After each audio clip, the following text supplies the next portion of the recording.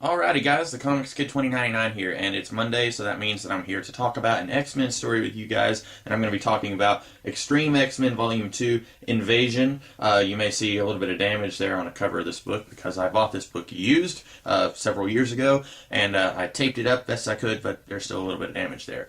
So this storyline collects X-Treme X-Men issues 10 through 18, written by Chris Claremont and drawn by Salvador Larroca.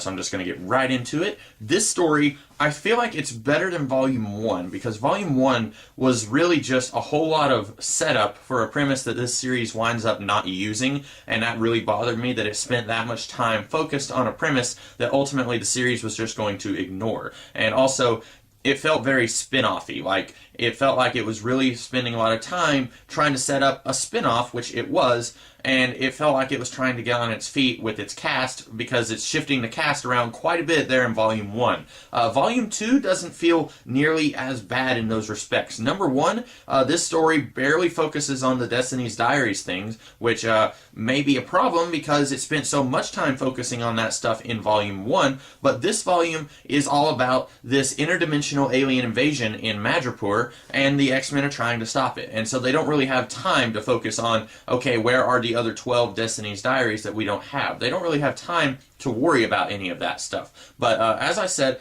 this story involves there's this alien guy named Khan, Khan, and he is from some other dimension, and he has spent most of his life going from dimension to dimension and conquering the entire dimension, and then he goes to the next one and does the same thing, and he builds up a bigger and bigger army the more he does this, to the point where every dimension that he goes to, they all just assume that they're going to win. They don't really have any defense against these worlds. There's really nothing that prevents them from winning. They've kind of gotten so used to this that they don't even consider the idea that they might lose. And of course, in this story, spoilers, they do lose. The X-Men here, they stop him because they are in Madripoor, and there's this force field thing that prevents everyone outside of Madripoor from coming in and everyone in Madripoor from coming out. And they've got this force field that leads up to this space station that they have, and the force field is gradually becoming solid, or more solid, and then that's going to be kind of their base of operations, and that's where the whole invasion is happening,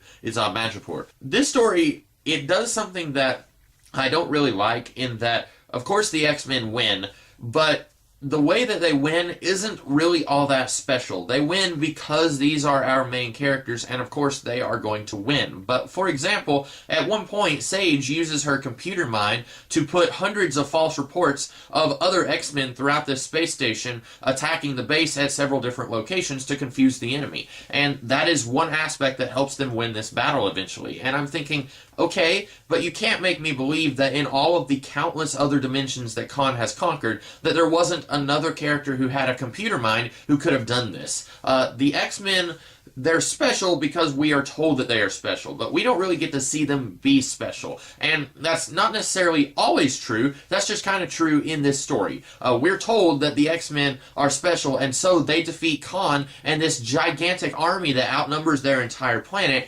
and it happens because these guys are the main characters of the story, not so much because of their skills as characters. And they are skilled characters in certain ways. Sage is very analytical. Storm is very determined. There's different aspects of these characters that help them achieve things that they want to do, but I still don't see these characters actually beating the odds here. It really just happens because these guys are the main characters. And this story also has something that I didn't really care for. Storm, the character of Storm, there is a long line of stories of supervillains falling in love with Storm, basically because Chris Claremont really likes the character of Storm, and so I guess he thinks that everyone in the Marvel Universe would like the character of Storm. So you have characters like Loki, Doctor Doom, who was later retconned to be a Doombot, and Dracula. They all fell in love with Storm at different stories, to the point where it's like, you know what, I call this battle a draw just because I'm in love with Storm. I admire you, I respect you, so I'm not going to be bad in this story anymore. And that's a little stupid in my opinion, especially when it happens over and over and over again. And it happens once again here. You have the bad guy Khan. He sees Storm and instantly falls in love with her. And a lot of his screen time in this book is him talking with Storm saying, "Will you be my queen?" And she says, "Will you stop invading my home?" And basically, they're at a standstill. Neither one of them will actually answer the other one. And that's kind of it for Khan. He doesn't really have a whole lot of dimension here. We are told numerous times that he cares for his soldiers and that he knows each of them by name, and that if one of them dies, he will sit and weep by the dead body. But I don't really see that here. All I see is an arrogant soldier who thinks that everything in the universe should belong to him, including Storm. He thinks that she should be his, even if she doesn't really want to be his, or if she does want to be his, he doesn't think that he should compromise. He doesn't think that he should meet her halfway. I'm not seeing a compelling character here that this story thinks that it has. Storm talks about how much of a magnanimous person that he has the potential to be, and all I'm seeing is, no, he's the leader of a giant army that's conquered like half of the multiverse. I don't really see someone here who potentially could be this really grand figure who leads this powerful movement of change like Storm thinks that he is. Again, it's something that this story thinks that it has that it actually does not have. Now, I know it sounds like that I did not like this story. I actually did like this story quite a bit more than Volume 1. It's a very straightforward invasion story. You've got this alien army invading Madripoor, and the X-Men have to stop it. It's not really trying to be overly complex. It's a very simple, straightforward story. I think that works very well. Something that I noticed in this volume that was going on a little bit in Volume 1, I don't think as much in the Savage Land miniseries, but in Volume 1 I was definitely noticing it. Bishop is kind of sort of taken on a mentor figure to Thunderbird. Thunderbird is a character who is fairly new to the X-Men as of this series. He was introduced in Uncanny X-Men in the very late 90s, very early 2000s, which I haven't read those issues, but he was introduced before Claremont moved to X-Treme X-Men, and Bishop and Thunderbird have kind of sort of taken on a big brother, almost father figure relationship going on with those two. And I really like that relationship. If everything else in this book didn't work, I really like the relationship between these two characters. And unfortunately, as of this book, or actually it's as of the very beginning of Volume 3, I guess spoilers for Volume 3 if you haven't read it, but as of the very beginning of Volume 3, Thunderbird leaves the team with another character who is introduced at the very end of Volume 1, Lifeguard. He leaves with her to try and go find her brother, and we basically never see Thunderbird again. I think we do see glimpses of him in future stories after X-Treme X-Men was over, but we never actually see him, like, speak again. He's just cameos in the background, and we never really see him be part of the story again, which is a shame because I really would have liked to have seen characters like Bishop and Sage, or Thunderbird and Sage. I would have really liked to have seen those characters react to Bishop's behavior in the Messiah Complex story. I really would have liked to have seen what do they think of this person that they thought of as a friend acting this way. And of course we got to see how a lot of the other X-Men reacted to that, but I really would have liked to have seen how these people who were really close to him in X-Treme X-Men, how they reacted to that. But that's neither here nor there. We do have the character of Lifeguard and her brother Slipstream. Something really weird here. They were both revealed to be, Lifeguard was revealed to be a mutant, and they were both revealed to be the children of a mafia guy, and they didn't know who their father was, and then presumably they got their mutant genes from him, or she got her mutant genes from him, because in Volume 1, when those characters are introduced, he does not have any powers. Well then, at the very beginning of this volume, it's like, hey, we suddenly need a teleporter on this team. So how about Sage has this really weird power that comes out of nowhere where she can jumpstart a character's mutant powers. And she had that power at the very end of Volume 1. She used it on Beast, and that's kind of their explanation for how he went from Ape Beast to Cat Beast. She has this power that comes out of nowhere because her main power is having a computer mind. That's her power. And then also, she has a completely unrelated power of being able to jumpstart someone's mutant powers. Really odd power for her to have that has nothing to do with anything. But then you've also got, in this volume, she uses that power on Slipstream. I don't really understand why they needed to spend an issue doing that. Why couldn't they, when they first introduced Davis, like 4 issues earlier, why not just say he has this teleporting power and she has the power to adapt to any situation? Why not just say that both of them are mutants when we first meet them? Instead, at first, when we first meet them, he doesn't have any powers and she does. And then at the beginning of this story, it's like, oh, we have to jumpstart this guy's mutant powers so that he has powers all of a sudden. And it would be one thing if this was the catalyst for a really not good relationship between Lifeguard and Sage. If Lifeguard was going to be permanently angry at Sage for like 50 issues to come because Sage ruined her brother's life, it would be one thing if we did that. But at the very end of this volume, Slipstream leaves the team because his sister, we find out, not only is half mutant, or she's a mutant, but she's also half Shi'ar. And I was under the impression that these two are twins. I don't think they are. In this story, in fact, in this story, Heather, Lifeguard, she says that Davis, Slipstream, is her younger brother. So they're not twins, and he is human, she is half Shi'ar. In fact, she's royalty. I don't think we ever find out who her mother is, but based on what we're told here, if she's royalty, as far as I know, the only two people who could possibly be her mother would be Deathbird or Lilandra. I don't think either of them are her mother, or at least if they are, that doesn't really make any sense, because Lilandra, anyway, the very first time that she came to Earth was after the all-new, all-different X-Men had already formed. So there's no way that she could have come to Earth to father, or to mother, give birth to Lifeguard. So I don't really think Lilandra is her mother. So is Deathbird this girl's mom? I don't know. I don't know a whole lot about Deathbird. I've read a few stories with her, but not many. But anyway, so Lifeguard is half Shi'ar. And then when Slipstream finds out about that, he freaks way out. He is apparently just fine with his sister being a mutant. He doesn't have any problems with that. But when he finds out that she's an alien, he freaks out. He's being incredibly racist towards her. And then he leaves the team.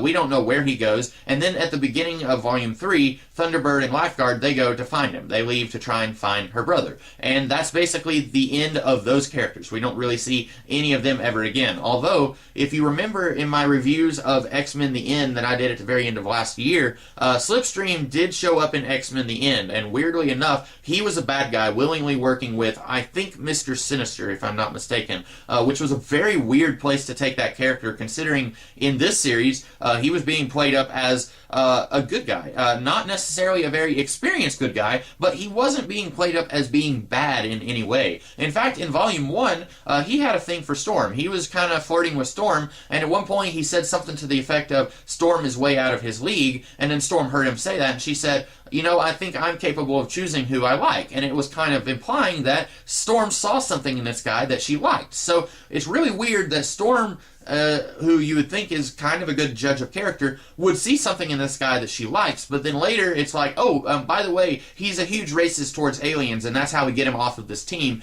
And then in X-Men The End, suddenly he's a bad guy willingly working with the slavers, or whoever it was he was working with. So that's basically the end of those characters. Sorry, I'm losing my voice here. We don't really see any of them again. I didn't really like that this story felt the need to jumpstart Slipstream's powers when I still think that could have just been his power from the beginning. I thought that Lifeguard being half Shi'ar, that had potential, but then when she leaves the team in the very beginning of the next volume, we never follow up on that. We don't know who her mother is. I'm assuming Deathbird until told otherwise. I like the Thunderbird the Thunderbird Bishop relationship that we get here. Also, speaking of superpowers and things that don't make any sense, Rogue, in this volume, she goes up to Sage and she says, I need you to jumpstart my powers. I need to be able to access any and all of the superpowers that I've stolen in my life. I need to be able to access them at any time, whenever I want. And Sage says that could be really dangerous. And this whole time, I'm very confused because I thought in this series that Rogue already had the ability to access any of these powers whenever she wanted. At the very beginning of the Savage Land miniseries, she has the ability to roughly see the future. Not an exact version of the future, but an approximation of it. She has this vision that we are led to believe was her power that she stole from Destiny. And then in Volume 1, I'm 99% certain that at one time she had Wolverine's claws that she popped on a guy. Didn't kill him, but she popped them and was acting like she was going to. And I was pretty sure that she was already able to access all of these powers that she had already taken. And then in this volume, she's acting like she doesn't have that ability, and so Sage jumpstarts her, and then she is basically a one-woman army while all of the other X-Men go to invade the space station and try and get Storm back from Khan. And again, it seems like that's something that they had already implanted in this series, and then they spend several pages, a couple of pages, with these characters debating it, and I'm like, but she's already able to do that. Why are you spending time trying to set up this plot element? And then something happens. We don't really know how. Rogue loses her powers because she is, long story short, she's laying on top of Gambit, not in the way that you think. There's this beam of energy that is sucking their powers, and then this one guy comes and stabs them with a sword. And she loses her powers somehow during all of that. We're not really sure if it's because she got stabbed with the sword or because of the alien beam of energy that was blasting her. But she loses her powers after that. And then slight spoilers for the volumes that are to come, but she briefly leaves the team during that whole in the next few volumes. She's still hanging around. We still see her a little bit, but she's no longer an active member of the team because of her losing her powers. And that was a little weird that they felt the need to try and set up this thing that, again, didn't even last 4 issues. It was barely a thing. Especially, it's weird that she was already able to access all of these powers that she already had before, but whatever, I'm not going to get into that. Also, the Destiny's Diaries. Like I said in my review of Volume 1, they spent a lot of time setting up the Destiny's Diaries, and this particular team of X-Men, they don't trust the rest of the X-Men. They feel like they have to go and hunt down the Destiny's Diaries to make sure that nobody else has these diaries and uses them for sinister purposes.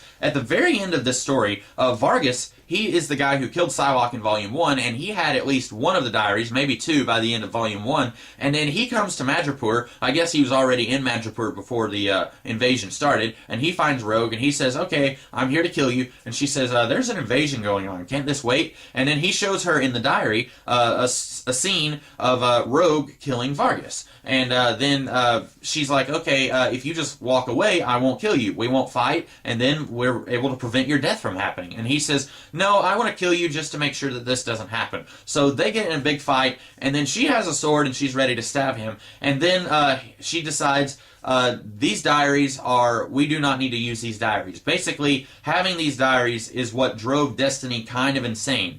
Trying to prevent this future, and then knowing that you're not able to prevent the future, that kind of drove Mystique a little bit insane, and it kind of sort of drove Destiny insane as well. And she realizes, Rogue decides, we don't need the diaries, we don't need to go after these diaries anymore. And then, I don't know what happens to Vargas. It seems like Rogue was making the decision not to kill him, but then we see her with the sword, and it's like she's about to stab at him, and then the screen goes staticky. It's like someone is filming her, and the screen goes staticky right as we see her seemingly about to stab Vargas. I don't think we ever saw Vargas again in X-Treme X-Men, but again, he is a character who showed up in X-Men The End, and in that story, he was a good guy. So apparently, Rogue did not kill Vargas. I don't know what she did with him, but in all this mess about her talking about how we need to ignore the Destiny's Diaries, we don't need to use them anymore, it seems to me like she would be deciding, I'm not going to kill Vargas because the Destiny's Diary thing told me that I would kill Vargas.